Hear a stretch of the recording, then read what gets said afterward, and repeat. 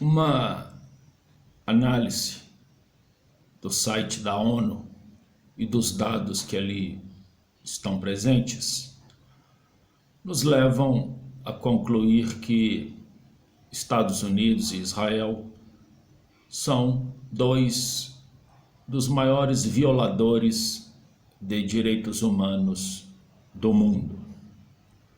Nenhum deles faz parte da Comissão de Direitos Humanos daquele órgão.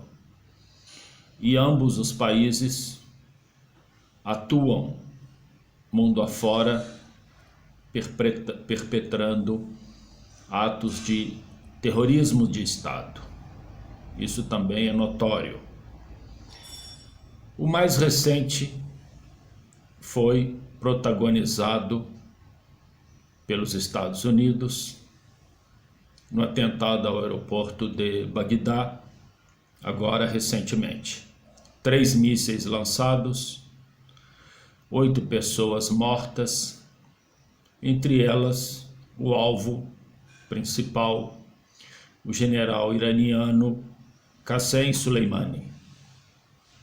Ora, a justificativa para tal ato terrorista sinaliza para a ultrapassada desculpa de que aquele general representava uma ameaça ao povo americano.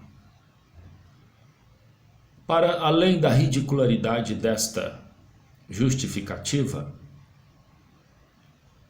estabelece-se a estética do terrorismo, que é a prática do ato violento, ilegal, covarde, traiçoeiro e visando interesses privados, quase sempre econômicos.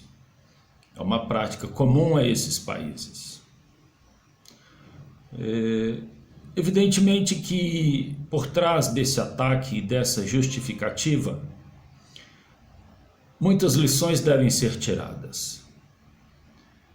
Há que se lembrar que no dia 29 de novembro de 2011, o próprio Donald Trump disse na sua conta do Twitter, referindo-se a Barack Obama, que como a popularidade dele estava despencando, ele, Obama, iria protagonizar um ataque ao Irã.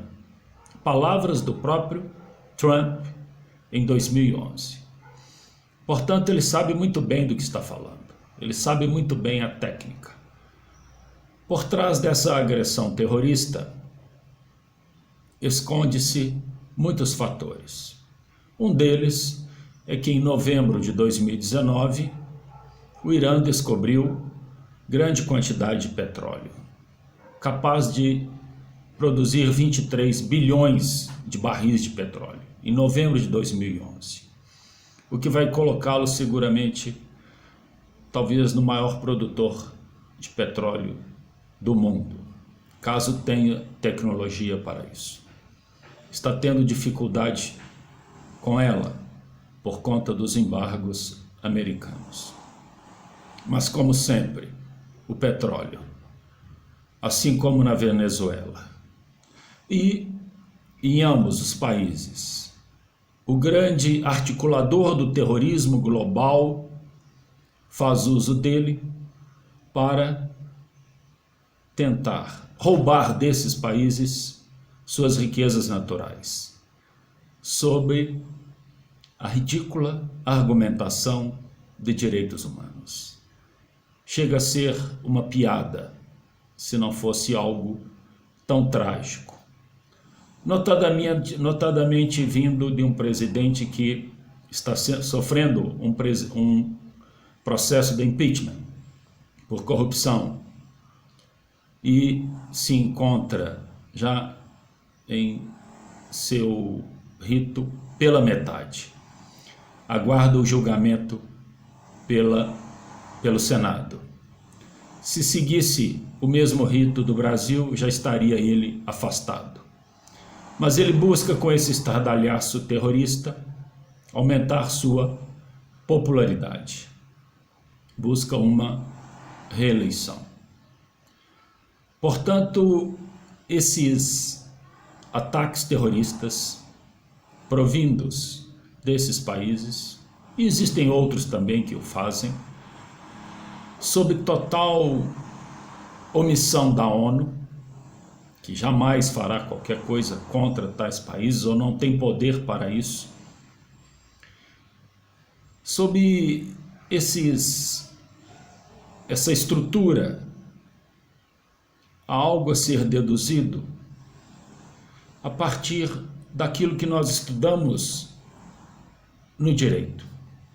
Não só no direito internacional. E da estética do direito, da estética da norma, da lei, dos tratados e convenções, dos códigos, que, ao final de tudo, demonstra apenas uma estrutura de fachada. É importante que haja essa fachada, porque ela vai ocultar outros interesses. E isso vai desde o macro-universo, como no micro-universo. Isso que esse ato terrorista contra o Irã está ligado a atos terroristas contra favelas, aqui mesmo no nosso país. Uma morte numa favela é um ato terrorista, perpetrado de forma a impor o medo à população, sem nenhuma objetividade concreta, jurídica. Não existe outro nome. Se eu estou matando pessoas, se o planejamento da morte de pessoas é para impor medo, fazer com que as pessoas não saiam de casa, isso é um ato terrorista. Portanto, isso se reflete na forma como estudamos o direito. É preciso entender o direito e não colocar o direito num patamar de potencialidade resolutiva que se acredita ter ele, que na realidade ele não tem. Ele é apenas uma estrutura que busca dar uma certa formalística aos atos de poder. A questão primeira é estudar o poder, os atos de poder. Depois que se estuda o poder, qual é a ação, qual é o fato do poder que se busca, aí depois é que se vai criar um discurso do direito para isso. É assim que funciona o jogo. O que se quer fazer? Vamos buscar um discurso jurídico para acobertar o que se quer fazer. Então, o direito não é um ponto necessariamente de partida. Ele é um ponto de acobertamento dos atos que se quer buscar. E repito, isso tem uma extensão que vai desde o macro ao micro. É importante estudar o direito desta forma, que as coisas, que os fatos, que a realidade não parte dele. Muito pelo contrário. Ele vem, por último, para acobertar algo, um fato que se quer. Um fato quase sempre oriundo do poder.